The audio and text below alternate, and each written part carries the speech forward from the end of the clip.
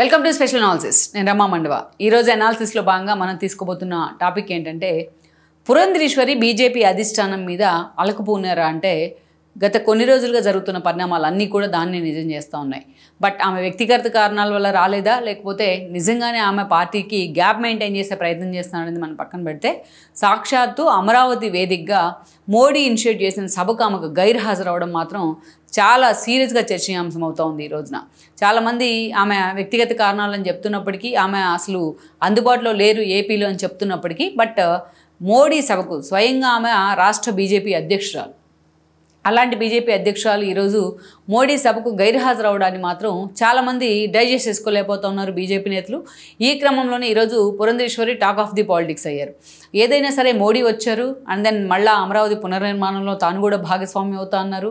అమరావతి దేశంలోని అత్యున్నత రాజధానిగా ఎదుగుతుందంటూ కూడా ఆయన ఆశీర్వదించే ప్రయత్నం చేశారు, ఆయన ఆకాంక్షించారు. బట్ అటు చంద్రబాబు నాయుడు కూడా ఫుల్ జోష్లో ఉన్నారు నిన్న.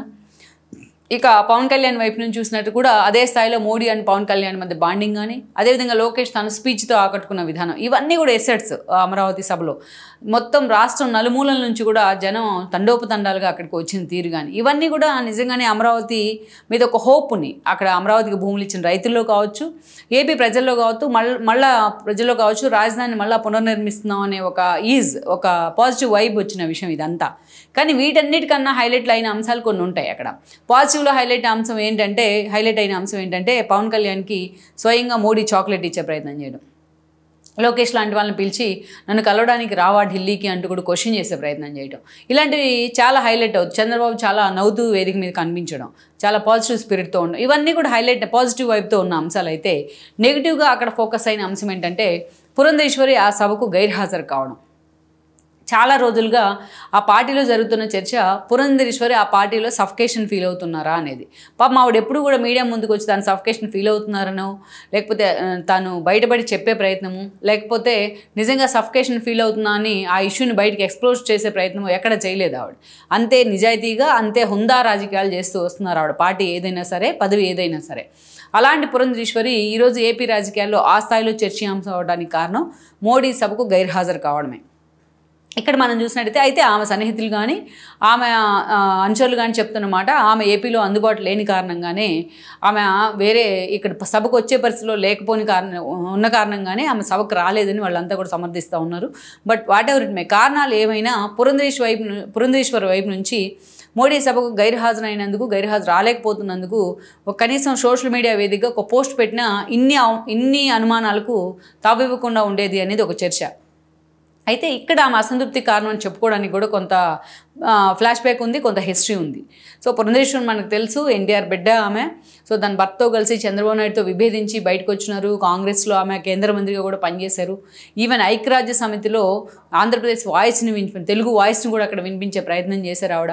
ఎన్టీఆర్ ఆడపిల్లలందరిలో కూడా తనకంటూ ఒక ఇండివిజువల్ ఇమేజ్ అటు రాజకీయాల్లో ఒక హుందాతనాన్ని తీసుకొచ్చారు ఆవిడ. ఆ స్థాయిలో ఆమెకి అప్లాజ్ ఉంది, అది ఎవరూ కాదనలేని వాస్తవం. అక్కడి నుంచి మనం చూసుకుంటే వైఎస్ చనిపోయిన తర్వాత రాష్ట్ర విభజన పరిణామాల్లో ఆవిడ బీజేపీ తలుపు తట్టే ప్రయత్నం చేశారు. తన భర్త వైసీపీలోకి చేరారు, తన కొడుకుని నిలబెట్టే ప్రయత్నం చేసిన ఆ ఎక్స్పెరిమెంట్ ఆ రోజు హితేష్ బదులు మళ్ళీ ఆయనే నుంచోవాల్సి వచ్చింది 19లో హితేష్ పౌరసత్వ సమస్య కారణంగా. ఈ క్రమంలోనే వెంకటేశ్వరరావు కూడా ఆ రోజు ఓడిపోయారు. బట్ పురంధరేశ్వరి బీజేపీతో తన ఫేట్ పరీక్షించుకునే ప్రయత్నం చేసిన 19లోని, అంతకుముందు ఎన్నికల్లోని 14లో కూడా అది ఫెయిల్ అయింది.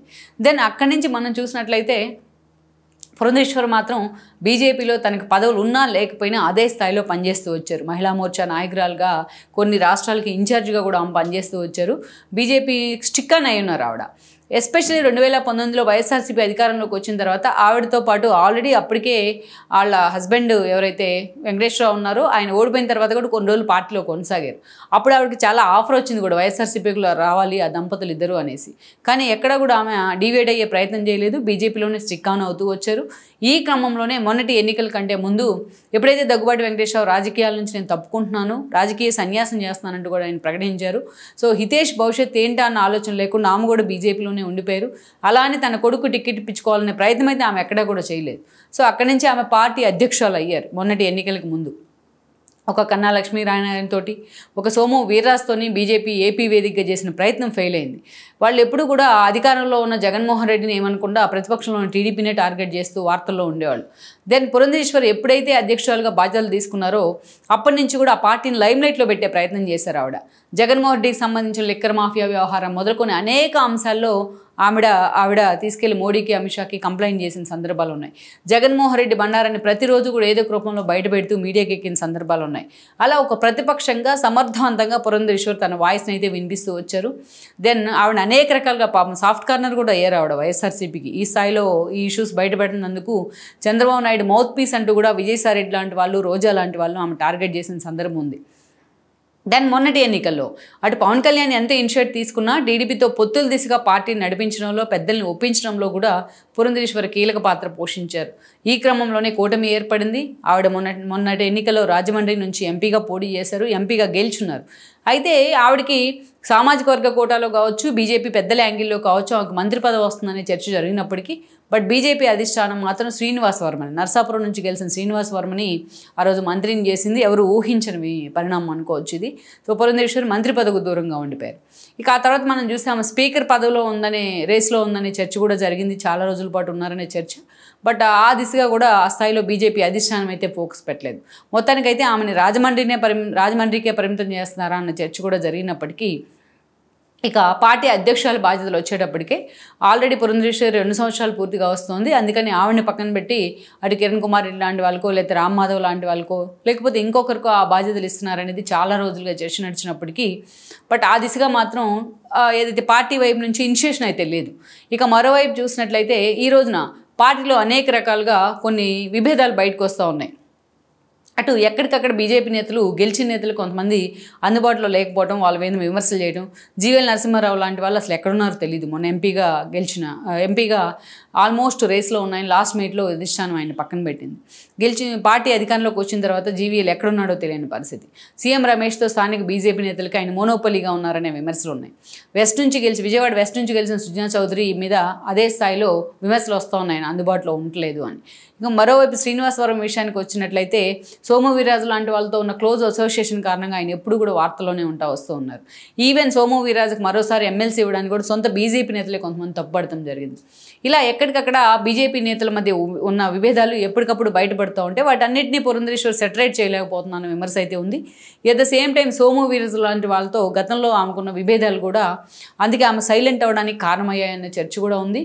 రాష్ట్రంలో ఉన్న పరిణామాల మీద బీజేపీ అధిష్టానానికి తన ప్రోగ్రెస్ రిపోర్ట్ ఇస్తున్నప్పటికీ ఆ స్థాయిలో వాళ్ళు సాల్వ్ చేయడానికి ప్రయత్నం చేయలేదన్న అసంతృప్తి ఆమెలో ఉందని కూడా చెప్తున్నారు. బట్ కారణాలు ఏవైనప్పటికీ మాత్రం మోడీ సభకు పురంధేశ్వరి గైర్హాజరు కావడం మాత్రం ఈరోజు టాక్ ఆఫ్ ది బీజేపీ అయింది. అంతేకాదు ఆమె ఎక్కడ మోడీ సభకు హాజరు కాలేకపోతున్నాను అంటూ కూడా ఆమె ఒక సోషల్ మీడియా వేదిక ఒక ప్రకటన చేస్తుంటే ఇన్ని అనుమానాలకు కూడా ఆ ఇష్యూ తావిచ్చుండేది కాదు. పురంధేశ్వరి అంత సీనియర్ నేత అయ్యి ఉండి ఇలాగ ఆలోచించి ఉండాల్సిందే అనేది చాలామంది చెప్తున్నమాట. లెట్స్ సీ మరి ఇప్పటికైనా పురంధేశ్వరి బయటకు వచ్చి దీన్ని ఖండించే ప్రయత్నం చేస్తారా లేదా అన్నది మనం చూడాల్సి. ఈ వీడియో మీకు నచ్చినట్లయితే please share, like and subscribe.